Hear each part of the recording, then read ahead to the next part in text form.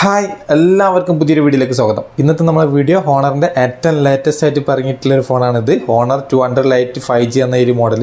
ഒരുപാട് നല്ല ഫീച്ചേഴ്സും കാണാൻ നല്ല ഭംഗിയുള്ളൊരു ഡിസൈനൊക്കെ ആയിട്ടാണ് ഈ ഫോൺ വരുന്നത്. ഇതൊരു മിഡ് റേഞ്ചിൽ വരുന്ന ഫോണും കൂടാണ്. അപ്പോൾ ഇതിൻ്റെ പ്രൈസും കാര്യങ്ങളൊക്കെ നമുക്ക് പറയാം. അപ്പോൾ ഈ ഒരു വീഡിയോ കുറച്ച് ലെങ്ത് ആവാൻ ചാൻസ് ഉണ്ട്, കാരണം നല്ല ഡീറ്റെയിൽ ആയിട്ടുള്ള റിവ്യൂ ആണ് നമ്മൾ ചെയ്യുന്നത്. അതുപോലെ തന്നെ ഒരുപാട് ക്യാമറ സാമ്പിൾസ് ഒക്കെ നമ്മൾ ഇതിൽ ഇൻക്ലൂഡ് ചെയ്യുന്നുണ്ട്. അതുകൊണ്ട് തന്നെ വീഡിയോ നിങ്ങൾ സ്കിപ്പ് ചെയ്യാതെ കാണാം, നിങ്ങൾക്ക് ഉപകാരമാകുന്ന ഒരു വീഡിയോ ആയിരിക്കും. അപ്പോൾ എന്തായാലും ഈ ഫോണിൻ്റെ ബോക്സ് ഒക്കെ ഓപ്പൺ ചെയ്ത് നമ്മൾ ഐറ്റൊക്കെ പുറത്തെടുത്തതിന് ശേഷം ബാക്കിയുള്ള കാര്യങ്ങളൊക്കെ നോക്കാം.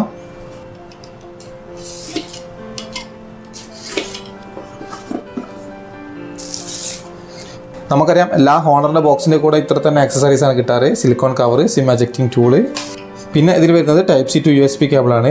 Type C to Type C കൊടുക്കുകയാണെങ്കിൽ കുറച്ചും കൂടി ബെറ്റർ ആയിരുന്നു, കാരണം ഇപ്പം വരുന്ന ഓൾമോസ്റ്റ് ഫോണിൻ്റെ കൂടെ Type C to Type C charger കിട്ടുന്നുണ്ട്. പിന്നെ ഫാസ്റ്റ് ചാർജിങ് അഡാപ്റ്റർ, പിന്നെ ഇതിൻ്റെ കൂടെ നമുക്ക് ഇയർഫോൺ കിട്ടുന്നുണ്ട്. 3.5mm ഹെഡ്ഫോൺ ജാക്ക് വരുന്ന ഹെഡ്ഫോണാണ് ഈ ബോക്സിൽ വരുന്നത്. അത് കൺവേർട്ട് ചെയ്തിട്ട് Type C യിലേക്ക് മാറ്റാനുള്ള ഒരു അഡാപ്റ്റർ ഇതിൻ്റെ കൂടെ കൊടുക്കുന്നുണ്ട്. നമ്മുടെ ഫോണിൽ Type C ആണ്. അപ്പോൾ ഇത്രയാണ് ബോക്സിൽ വരുന്നത്. അപ്പോൾ ഫോണിൻ്റെ ഫസ്റ്റ് സെറ്റപ്പ് ഒക്കെ ചെയ്തെടുത്തിട്ടുണ്ട്. നല്ല സ്ലിം ആയിട്ടുള്ള, അതുപോലെ തന്നെ നല്ല വെയ്റ്റ്ലെസ് ആയിട്ടുള്ള ഫോണാണ്. 166 ഗ്രാം മാത്രമാണ് ഇതിന് ഭാരം വരുന്നത്. തീരെ വെയിറ്റ് ഇല്ല അങ്ങനെ കയ്യിൽ പിടിക്കുന്ന സമയത്ത്. നല്ല വെയ്റ്റ്ലെസ് ആണ്, നല്ല സുഖം ഇങ്ങനെ പിടിക്കാൻ.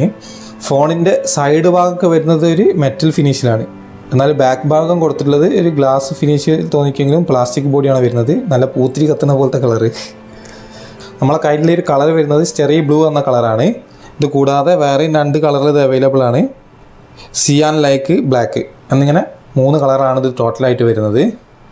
ക്യാമറ ഒക്കെ വരുന്ന ഭാഗം വളരെ ഡിഫറെൻ്റ് ആയിട്ടുള്ള ലുക്കിലാണ് കൊടുത്തിട്ടുള്ളത്. ഹോണറിൽ ഇങ്ങനെയല്ല വരാറ്, പക്ഷേ ഇതിലൊരു ഡിഫറെൻറ്റ് ലുക്കിൽ ക്യാമറ കൊടുത്തിട്ടുണ്ട്. കുറച്ച് പ്രൊജക്റ്റ് ചെയ്തിട്ടാണ് ക്യാമറ ഇരിക്കുന്നത്. പിന്നെ ഫോണിൻ്റെ റൈറ്റ് സൈഡിലായിട്ടാണ് പവർ ബട്ടൺ. ഇതിൽ തന്നെയാണ് ഫിംഗർ പ്രിൻറ്റ് സെൻസറും വരുന്നത്. പിന്നെ വോളിയം അപ്പ് ആൻഡ് ഡൗൺ ചെയ്യാനുള്ള ബട്ടണും, മുകളിൽ ഒരു സെക്കൻഡറി നോയ്സ് ക്യാൻസലേഷൻ മൈക്ക് വരുന്നുണ്ട്. പിന്നെ ഇവിടെ ആയിട്ടാണ് സിം ട്രേ കൊടുത്തിട്ടുള്ളത്.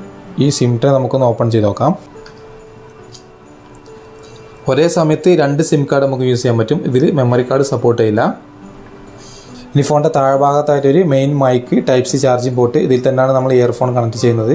പിന്നെ വരുന്നത് സ്പീക്കർ ഗ്രില്ല്. അപ്പോൾ ഫോണിൻ്റെ ടോട്ടൽ ഒരു ബിൽഡ് ക്വാളിറ്റി നോക്കുന്ന സമയത്ത് അത്യാവശ്യം തരക്കേടില്ലാത്ത ക്വാളിറ്റി ഫീൽ ചെയ്യുന്നുണ്ട്, കയ്യിൽ പിടിക്കുന്ന സമയത്തും കാണുന്ന സമയത്തും ഒക്കെ തന്നെ. ഇനി ഫോണിൻ്റെ ഡിസ്പ്ലേ സൈഡ് നോക്കുകയാണെങ്കിൽ 6.7 ഇഞ്ചിൻ്റെ full HD plus AMOLED 90 Hz refresh rate വരുന്ന ഡിസ്പ്ലേ ആണ് ഈ ഫോണിന് വരുന്നത്. അപ്പോൾ ഇതിൻ്റെ മുമ്പേ നമ്മൾ റിവ്യൂ ചെയ്തിട്ടുള്ള ഹോണർ X8 എന്ന മോഡലിലുള്ള അതേ ഒരു ഡിസ്പ്ലേൻ്റെ ഒരു ഡിസൈനൊക്കെ തന്നെയാണ് ഇതിലും കൊടുത്തിട്ടുള്ളത്. അതിന് യാതൊരു മാറ്റമൊന്നും വരുത്തിയിട്ടില്ല. ഒരു ഐലൻഡ് ഡിസ്പ്ലേ കൊടുത്തിട്ടുണ്ട്, ഒരു സെൻസറും ഒരു ക്യാമറയാണ് കൊടുത്തിട്ടുള്ളത്. ഇതിൽ തന്നെ നമുക്ക് ഫോണൊക്കെ വരുന്ന സമയത്ത് നോട്ടിഫിക്കേഷനായിട്ട് ഇവിടെ കാണാൻ പറ്റും. അതുപോലെ തന്നെ അലാറം സെറ്റ് ചെയ്യാം, ടൈമർ സെറ്റ് ചെയ്യാം, അങ്ങനെ കുറച്ച് ഓപ്ഷൻസ് ഇതിൽ നമുക്ക് സെറ്റ് ചെയ്ത് വെക്കാൻ പറ്റും. അങ്ങനെയുള്ള ഒരു ഓപ്ഷൻ ഇതിൽ വരുന്നുണ്ട്. പിന്നെ ഒരു ഫുൾ ഡിസ്പ്ലേ തന്നെ വരുന്നുണ്ട്. ഈ സൈഡിലൊക്കെ ഒരു കറവ് പോലെ കൊടുത്തിട്ടുണ്ട്. കാണാൻ നല്ല ഭംഗിയുള്ള ഡിസ്പ്ലേ ആണ്, നല്ല ബ്രൈറ്റ് ആയിട്ടുള്ള ഡിസ്പ്ലേ തന്നെ കിട്ടുന്നുണ്ട്.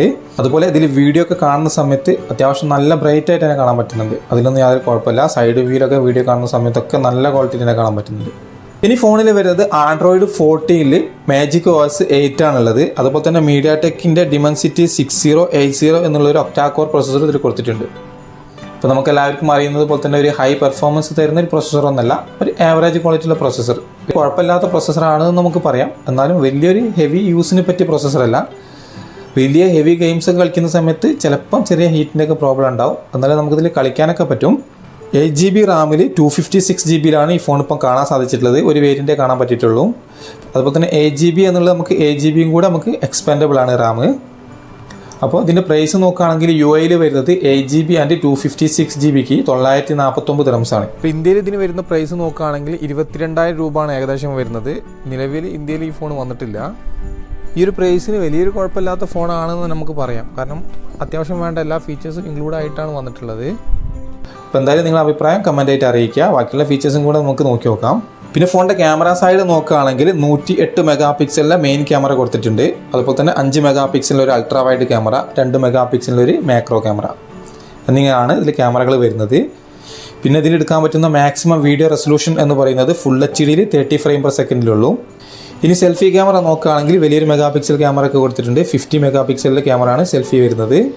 ഇതിലും നമുക്ക് എടുക്കാൻ പറ്റുന്ന മാക്സിമം വീഡിയോ റെസൊല്യൂഷൻ എന്ന് പറയുന്നത് ഫുൾ HDയിൽ 30 ഫ്രെയിം പെർ സെക്കൻഡിൽ തന്നെയാണ്. ഇപ്പോൾ നമുക്കറിയാം ഒരുപാട് ഫോണുകളിൽ ഇതിലും കുറഞ്ഞ പ്രൈസിൽ നമുക്ക് സെൽഫി ക്യാമറയിൽ പോലും 4K റെസൊല്യൂഷൻ കിട്ടുന്നുണ്ട്. റിയർ ക്യാമറയിലും കിട്ടുന്നുണ്ട്. ആ ഒരു സമയത്ത് ഇതിൽ രണ്ടിലും തന്നെ ഇതിൽ 4K റെസൊല്യൂഷൻ കൊടുത്തിട്ടില്ല ഈ ഒരു പ്രൈസിൽ. അതൊരു പോരായ്മയായിട്ട് തന്നെ പറയാം.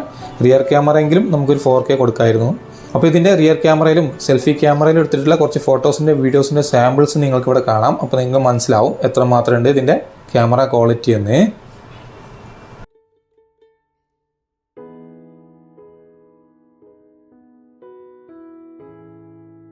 അപ്പോൾ ഇതിലെടുത്തിട്ടുള്ള ഫോട്ടോസുകളൊക്കെ നിങ്ങൾക്ക് ഇവിടെ കാണാം. ഡിഫറെൻ്റ് ആയിട്ടുള്ള മോഡലിട്ടിട്ട് എടുത്തിട്ടുള്ള ഫോട്ടോസുകളൊക്കെയാണ്. അപ്പോൾ അതിൻ്റെയൊക്കെ ഓരോന്നിൻ്റെ ക്വാളിറ്റി നിങ്ങൾക്ക് ഇവിടെ കാണാൻ പറ്റും. അത്യാവശ്യം വലിയ കുഴപ്പമില്ലാത്ത രീതിയിലുള്ള ഫോട്ടോസൊക്കെ നമുക്ക് കിട്ടുന്നുണ്ട്. നല്ല ലൈറ്റുള്ള സമയത്ത് നല്ല ബ്രൈറ്റ് ആയിട്ടുള്ള ഫോട്ടോസും നല്ല കളർഫുൾ ആയിട്ടുള്ള ഫോട്ടോസ് തന്നെ കിട്ടുന്നത്. നൈറ്റിലെടുത്ത ഫോട്ടോസിനും വലിയ കുഴപ്പമൊന്നുമില്ല. നൈറ്റ് മോഡൊക്കെ വരുന്നത് കൊണ്ട് തന്നെ അത്യാവശ്യം നല്ല ക്വാളിറ്റി തന്നെ കിട്ടുന്നുണ്ട്. പക്ഷേ അത് നമ്മളിതിൽ ഇൻക്ലൂഡ് ചെയ്തിട്ടില്ല.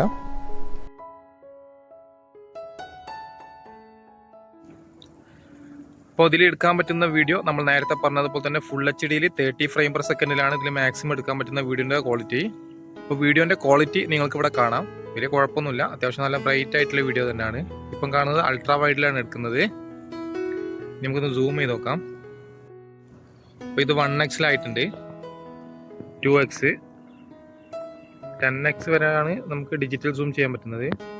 10x വരുമ്പോൾ ക്വാളിറ്റി കുറവാണ്. അത് എല്ലാ ഫോണിലും ഇങ്ങനെ തന്നെയാണ് വരാറ്.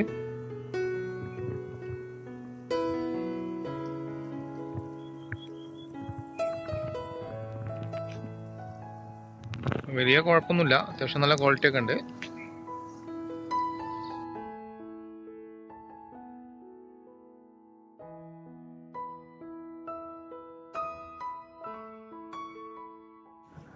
അപ്പോൾ സെൽഫി ക്യാമറയിലും എടുക്കാൻ പറ്റുന്ന മാക്സിമം വീഡിയോ ക്വാളിറ്റി എന്ന് പറയുന്നത് ഫുൾ HD 30 ഫ്രെയിം പെർ സെക്കൻഡിലാണ്. ഇതിലും നമുക്ക് 4K റെസൊല്യൂഷനിൽ വീഡിയോസ് ഒന്നും എടുക്കാൻ പറ്റുന്നില്ല.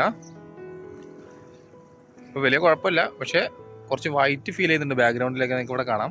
ഗ്രീനൊക്കെ കണ്ടോ? കറക്റ്റ് ഗ്രീൻ അല്ല, ചെറിയൊരു ലൈറ്റ് കളറായിട്ടാണ് വരുന്നത്. അപ്പോൾ നല്ല ക്വാളിറ്റി ഉണ്ടെന്ന് പറയാൻ പറ്റില്ല, എന്നാലും വലിയ കുഴപ്പമില്ല. ഗ്രീനൊക്കെ കുറച്ചും കൂടി വൈറ്റൊക്കെ കയറി വന്നിട്ടുണ്ട്. ഈ 1x ഇട്ടോക്കാം. ഇത് 1x, അതിനും സെയിം തന്നെയാണ്. കുറച്ച് വൈറ്റ്നെസ് കയറി വരുന്നുണ്ട് വീഡിയോയിൽ. കറക്റ്റ് കളറാണെന്നൊന്നും പറയാൻ പറ്റില്ല. കുറച്ച് ഷെയ്ഡായിട്ടുള്ള കളറാണ് ബാക്കിൽ ഇവിടെ കാണുന്ന സമയത്ത് നിങ്ങൾക്ക് മനസ്സിലാവും. ഇപ്പോൾ ക്യാമറ ക്വാളിറ്റി ഒക്കെ നോക്കുന്ന സമയത്ത് വലിയ തരക്കേടൊന്നുമില്ല. ഇതിൻ്റെ മുമ്പേ നമ്മൾ റിവ്യൂ ചെയ്തിട്ടുള്ള ഹോണർ X8 അതേ ഒരു ക്വാളിറ്റി ഒക്കെ തന്നെയാണ് അതിലും കിട്ടുന്നത്. അതിലെടുത്തിട്ടുള്ള ക്യാമറൻ്റെ സാമ്പിൾസ് ഇവിടെ കണ്ട സമയത്ത് തന്നെ നിങ്ങൾക്ക് മനസ്സിലായിട്ടുണ്ടാവും എത്രമാത്രം ക്വാളിറ്റി ഉണ്ട് എന്ന്. ഇനി ഈ ഫോണിൻ്റെ ക്യാമറ ഓപ്പൺ ചെയ്ത് കഴിഞ്ഞിട്ടുണ്ടെങ്കിൽ അപ്പേച്ചർ മോഡ്, നൈറ്റ് മോഡ്, പോർട്രേറ്റിൽ നമുക്ക് ബ്യൂട്ടി ഓപ്ഷൻ കിട്ടുന്നുണ്ട്. പിന്നെ ഫോട്ടോയിൽ നമുക്ക് ultra wide 1x, 2x, 3x, maximum 10x വരെയാണ് സൂം ചെയ്യാൻ പറ്റുന്നത്, ഡിജിറ്റൽ സൂം. പിന്നെ ഇതിൽ ഫിൽറ്റർ ഓപ്ഷൻ വരുന്നുണ്ട്, AI ഓപ്ഷൻ വരുന്നുണ്ട്. പിന്നെ വീഡിയോയിൽ നമുക്ക് ultra wide 1x, 2x, maximum zoom ചെയ്യാൻ പറ്റുന്ന 10x വരെയാണ് ഡിജിറ്റൽ സൂം. ഇതിലും ബ്യൂട്ടി ഓപ്ഷൻ വരുന്നുണ്ട്. പിന്നെ വരുന്നത് മൾട്ടി വീഡിയോ. ഒരുവിധം എല്ലാവർക്കും അറിയാം, റിയർ ക്യാമറയും സെൽഫി ക്യാമറയും നമുക്ക് ഒരേ സമയത്ത് യൂസ് ചെയ്യാൻ പറ്റും. പിന്നെ മോർ എന്നുള്ള ഓപ്ഷനിൽ പോയി കഴിഞ്ഞാൽ pro mode, slow motion, panorama, HDR photo, time lapse, watermark, super macro, hi res, story, document, ഇത്രയും ഓപ്ഷനാണ് വരുന്നത്. ഇനി ഫോണിൽ വരുന്നത് സൈഡ് മൗണ്ട് ഫിംഗർ പ്രിൻറ്റ് സെൻസറും ഫേസ് ലോക്കാണ് സെക്യൂരിറ്റി ലോക്കായിട്ട് വരുന്നത്. അപ്പോൾ സൈഡ് മൗണ്ട് ഫിംഗർ പ്രിൻറ്റ് സെൻസറും നമുക്ക് ടെസ്റ്റ് ചെയ്ത് നോക്കാം എത്ര സ്പീഡ് ഉണ്ടെന്ന്. അപ്പോൾ ഫിംഗറൊക്കെ വളരെ സെക്കൻഡ് കൊണ്ട് തന്നെ സെൻസായിട്ട് വരുന്നുണ്ട്. അതിലൊന്നും യാതൊരു ഡിലേ കാര്യങ്ങളൊന്നുമില്ല. പെട്ടെന്ന് തന്നെ സെൻസ് ആവുന്നുണ്ട്. ജസ്റ്റ് ഫിംഗർ ടച്ച് ആകുമ്പോൾ തന്നെ സെൻസ് ആവുന്നുണ്ട്. ഫേസ് ലോക്ക് ആണെങ്കിലും നിങ്ങൾക്കിവിടെ കാണാം, വളരെ സെക്കൻഡ് കൊണ്ട് തന്നെ സെൻസായിട്ട് വരുന്നുണ്ട്. ഒരു ഡിലേ കാര്യങ്ങളൊന്നുമില്ല, പെട്ടെന്ന് തന്നെ സെൻസ് ആവുന്നുണ്ട്. അപ്പോൾ ഫിംഗർ പ്രിൻറ്റ് സെൻസർ ആയാലും ഫേസ് ലോക്കും തന്നെ തീരെ ഡിലേ കാര്യങ്ങളൊന്നും ഇല്ലാതെ തന്നെ നല്ല സ്പീഡിൽ തന്നെ വർക്കാവുന്നുണ്ട്. ഇനി ഫോണിൻ്റെ സൗണ്ട് ക്വാളിറ്റി എത്രമാത്രം ലൗഡ് ഉണ്ട് എന്ന് നമുക്കൊന്ന് ടെസ്റ്റ് ചെയ്ത് നോക്കാം. ഇതിൽ വരുന്നത് സിംഗിൾ സ്പീക്കറാണ്, സ്റ്റീരിയോ സ്പീക്കർ വരുന്നില്ല.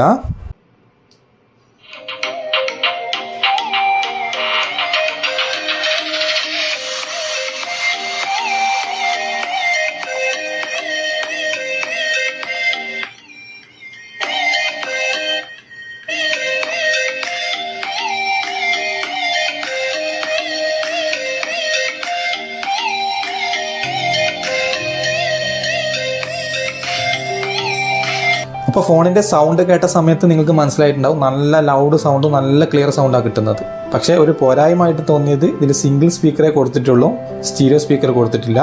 ഇപ്പോൾ സ്റ്റീരിയോ സ്പീക്കറെങ്കിലും കൊടുക്കാമായിരുന്നു ഇതിൽ, കാരണം ഇപ്പോൾ വരുന്ന അധികം ഫോണിൽ നമുക്ക് സ്റ്റീരിയോ സ്പീക്കർ കിട്ടുന്നുണ്ട്. ഇനി ഫോണിൽ വരുന്ന കണക്ടിവിറ്റി നോക്കുകയാണെങ്കിൽ വൈഫൈയിൽ 2.4ഉം 5 GHz സപ്പോർട്ടാണ്. ഹോട്ട്സ്പോട്ട് ഷെയറിംഗ് ഉണ്ട്, സ്ക്രീൻ റെക്കോർഡിങ്, സ്ക്രീൻ മിററിങ്, ഇങ്ങനെ തുടങ്ങിയിട്ടുള്ള കുറച്ചധികം ഓപ്ഷൻസ് തന്നെ നിങ്ങൾക്ക് ഇവിടെ കാണാം.